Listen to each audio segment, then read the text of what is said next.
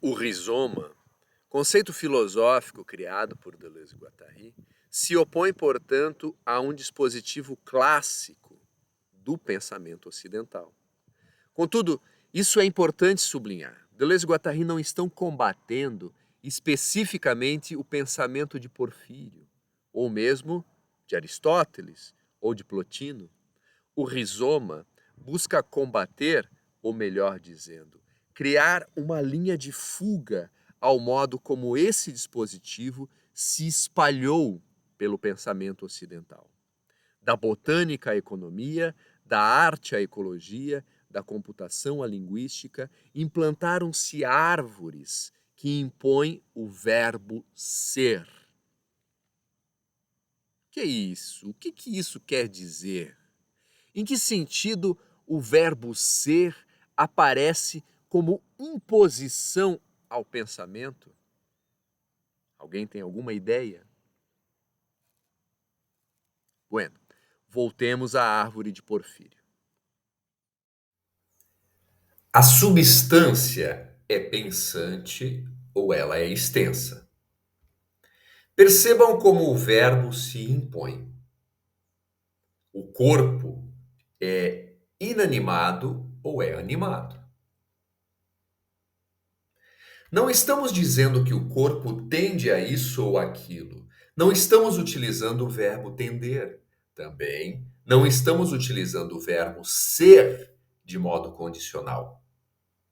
Não estamos afirmando que o corpo poderia ser ou poderia vir a ser dessa ou daquela maneira, dependendo do seu contexto e ou situação.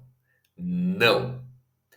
O verbo ser aparece de modo impositivo na frase. Percebam, o animal é racional ou o animal é irracional. Não há espaço para hibridismos, composições, mestiçagens. O mundo é pensado de modo fixo e identitário. Esse pensamento nos impõe um cansativo e entediante procedimento, onde somos coagidos a olhar para o mundo e perceber em todas as coisas uma unidade identitária. Trata-se de um mundo que se apresenta em todos os momentos estrangulado por uma unidade. É o uno que se torna dois. Bem diferente é o rizoma, onde se busca criar brechas, furos, desvios, contaminações. Se a árvore é a imagem por excelência da unidade, do ser, do sujeito como centro, o rizoma vai aparecer agenciado como uma rede. Se a árvore empresta sua imagem para evidenciar a separação entre os pontos A e B, o rizoma faz conexão entre esses e outros pontos. O rizoma é uma erva daninha, um bonito gramado, uma parreira de uva entrelaçada em uma parreira de kiwi. Não se sabe bem onde começa, nem onde termina um rizoma, e isso não tem a menor importância. Diante a estabilidade central e unitária da árvore, o rizoma oferece um meio permanente. A árvore ou a raiz inspiram uma triste imagem do pensamento, que não para de imitar o múltiplo a partir de uma unidade superior, de centro ou de segmento. Os sistemas arborescentes são sistemas hierárquicos que comportam centros de significância e de subjetivação, autômatos centrais com memórias organizadas. Acontece que os modelos correspondentes são tais que um elemento só recebe suas informações de uma unidade superior e uma atribuição subjetiva de ligações pré-estabelecidas. Como linha de fuga às imposições do verbo ser, o rizoma se apresenta também como elaboração diante a morte de Deus. Que seria a morte de Deus? Vamos lembrar. Como vimos em nossa terceira aula, a morte de Deus, enunciada por Nietzsche, é a crise de um sistema, de um modo de pensar. O que produzia esse pensamento que entrou em crise? Concentração de poder, hierarquias, modelos, similitudes. Como ele operava? A partir de um sistema hierárquico que comportava centros de significância. Ou seja, esse modo de pensar pressupunha a existência de uma unidade superior que estaria servindo como permanente modelo, centro, referência, origem, começo. Ou seja, o pensamento que entrou em crise é justamente o pensamento arvorecêntrico. Quando a unidade, o centro, a grande árvore externa, deixou de fazer sentido, fomos levados a fabricar uma pequena árvore como centro de nós mesmos. A unidade de referência arvorecêntrica externa foi assim pouco a pouco sendo interiorizada. À medida que a grande árvore, como unidade de origem, foi caindo por terra, iniciou-se o plantio dentro de nós mesmos de pequenas unidades de referência. Almas árvore, selfies árvore, identidades árvore, personalidades árvore, que desde então assumiram a posição de começo do nosso desejo, de origem das nossas intenções, de início do nosso pensamento. A origem, o começo, o início de nossas ações, de nossos desejos, de nossos pensamentos, que até então eram tributados à grande árvore externa, passaram a ser de nossa única e exclusiva responsabilidade. A fórmula, nem um pouco secreta, dessa passagem é,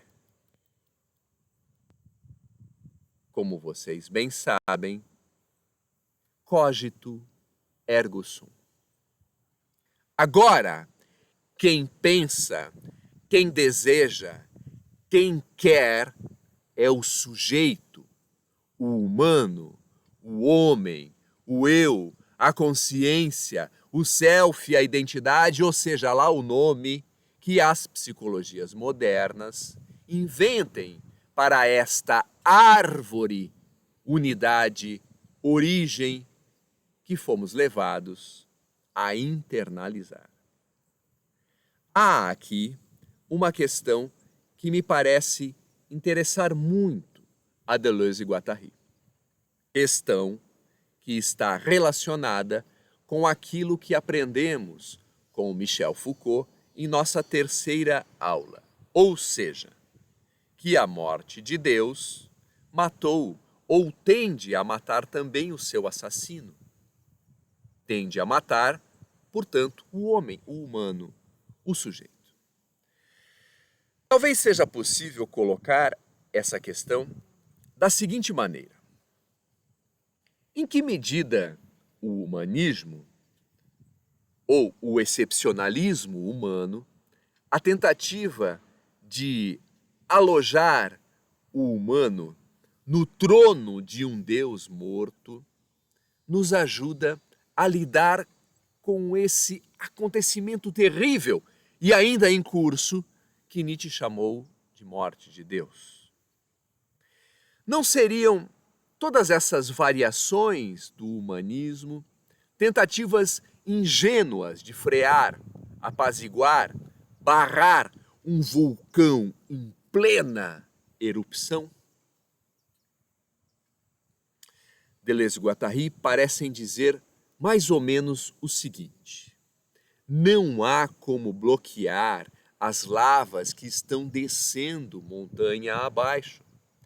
Por mais bem intencionada que sejam as nossas intenções de manter o homem no centro ou de preservar o ser na interioridade humana, a morte de Deus vai acabar matando também o seu assassino. De nada adianta hospedar a imagem árvore dentro de nós.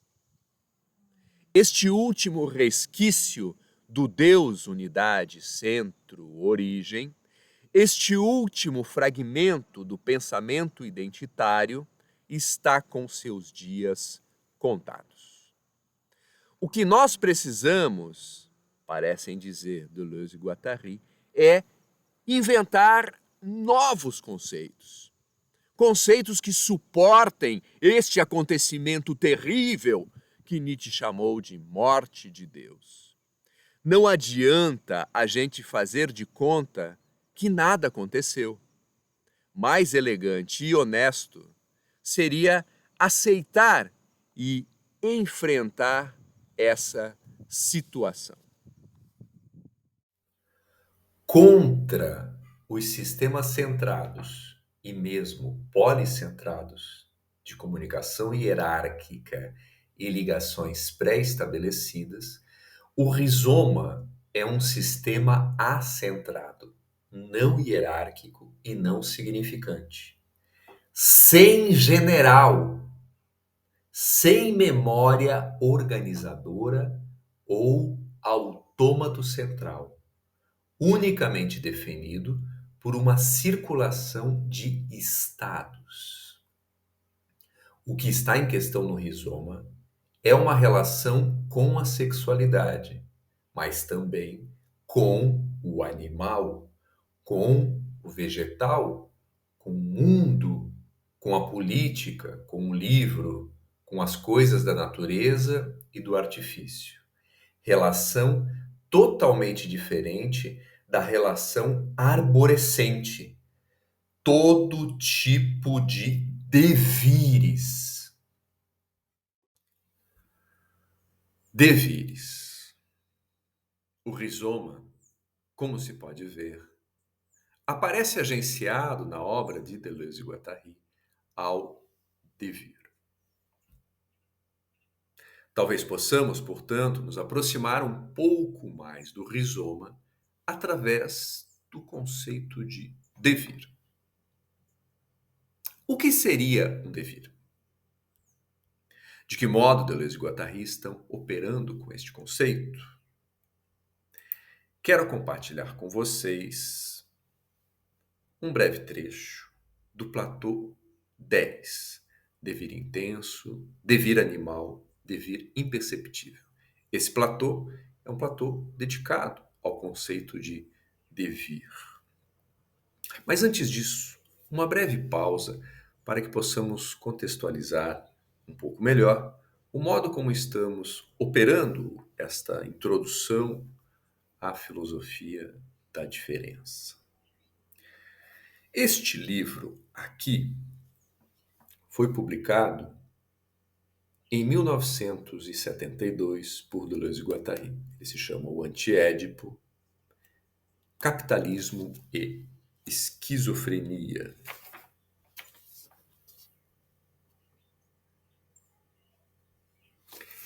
Em 1980, Deleuze e Guattari publicam Mil Platôs, que tem o mesmo subtítulo, Capitalismo e Esquizofrenia.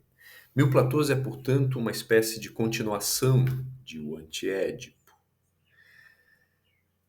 Esses conceitos que estamos operando, o conceito de rizoma e o conceito de devir, de certa forma, já estão presentes no Antiédipo.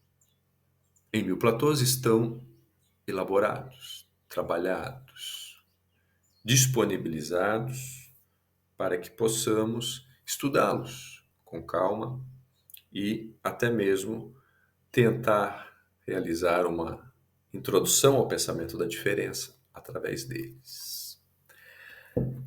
Na França, o Mil Platôs ele foi publicado originalmente como um livrão, estilo o Antiédipo.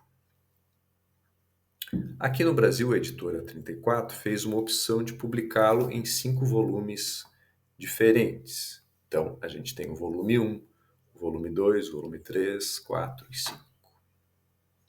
Nós estamos trabalhando com o rizoma que aparece no volume 1 como introdução ao Mil Platôs. Então, ele é o Platô 1, ou o primeiro Platô.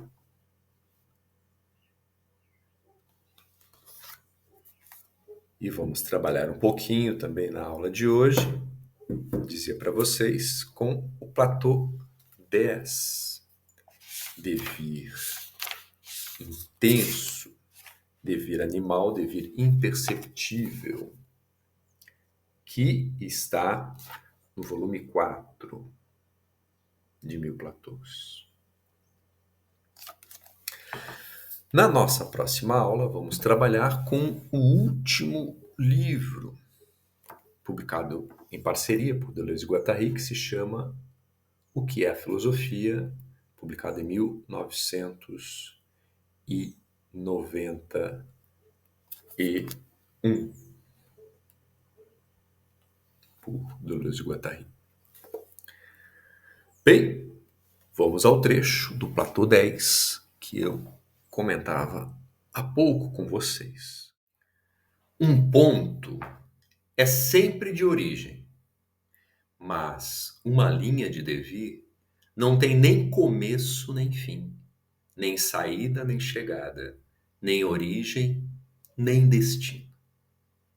E falar de ausência de origem, erigir a ausência de origem em origem, é um mau jogo de palavras. Uma linha de devir só tem um meio. O meio não é uma média, é um acelerado. É a velocidade absoluta do movimento. Um devir está sempre no meio. Só se pode pegá-lo no meio. Um devir não é nem dois, nem relação de dois, mas entre dois. Fronteira ou linha de fuga, de queda perpendicular aos dois. Maravilha, queridos. Para a gente finalizar a aula de hoje, quero apresentar a vocês 2 diagramas. Esses diagramas vocês encontram no Platô 10 de Deleuze e Guattari, que estamos trabalhando na aula de hoje. O primeiro deles, que eu vou chamar aqui de diagrama ponto-árvore, é este aqui. Vejam o seu funcionamento. Nós temos ali um ponto chamado adulto. Temos um outro ponto chamado criança, um outro ponto chamado fêmea, um outro ponto chamado macho. Todos são pontos, todos são unidades, todos são árvores, todos são uma referência em si. Agora, todas essas referências, todas essas unidades, todos esses pontos, todas essas árvores, percebam vocês, isso é importante. Eles caminham, eles se direcionam ou são direcionados para um único ponto, um ponto central, que é o homem, o humano. Aqui nós iremos retornar nas próximas aulas para trabalhar um pouco mais a noção de excepcionalismo humano.